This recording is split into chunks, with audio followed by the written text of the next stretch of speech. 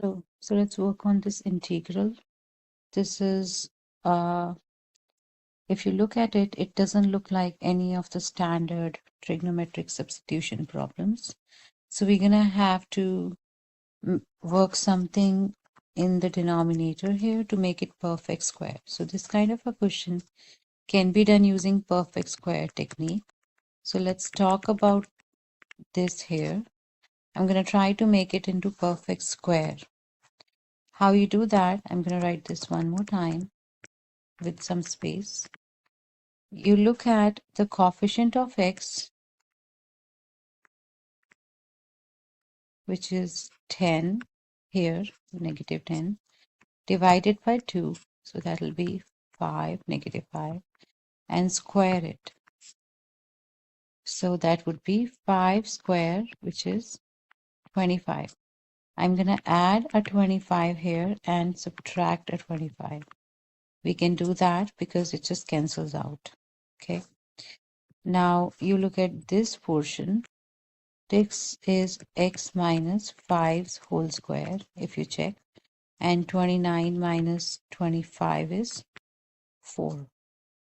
So one more time, this can look like this plus 2 squares. So basically our integral, instead of looking like that complicated quadratic function, looks like this. Now let's compare it to the standard substitution format of, this is plus here, x square plus a square. Okay. Now this looks similar but not exactly same. If this was the problem, we have learned that the substitution is a tangent theta in our class. Okay. But here, because x minus 5 is in place of x, we are gonna make the substitution as x minus 5 is equal to 2 tangent theta.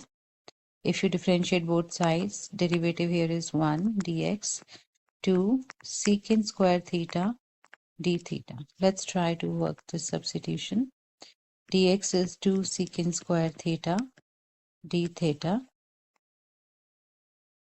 X minus 5 is 2 tangent theta whole square plus 2 square. 2 secant square theta d theta divided by, this is 4 tangent square theta plus 4. If you notice, 4 can factor out and square root of 4 would be 2. And if tangent square theta plus 1 is secant square theta, that is Pythagorean identity from your pre-calc. So this becomes square root of secant square theta d theta. 2 cancels. Secant square theta by secant theta d theta. So it becomes integral of secant theta. Now we have worked this problem out. Integral of secant theta is natural log of secant theta plus tangent theta plus c. So our final answer is natural log of secant theta plus tangent theta plus c. Okay. Now we are done with the integral, but our original question was in terms of x. We need to get this term in terms of x in a way. Okay. So let's try that. What did we start with? Let's start from here. X minus 5 is equal to 2 tangent theta. That means x minus 5 by 2 is tangent theta. And we know tangent theta, if we talk about in a right angle system, then tangent theta is opposite by adjacent. So that means I can treat this opposite as x minus 5 and this as 2.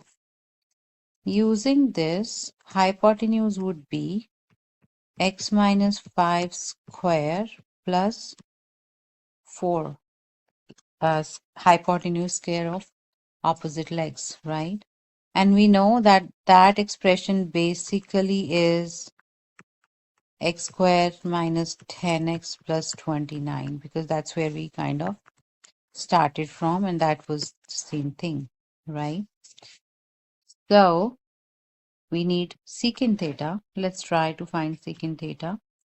Secant theta is a reciprocal of cosine, so it will be hypotenuse by adjacent. That should be equal to square root of x squared minus 10x plus 29 by adjacent, which is 2. Let's write down our answer.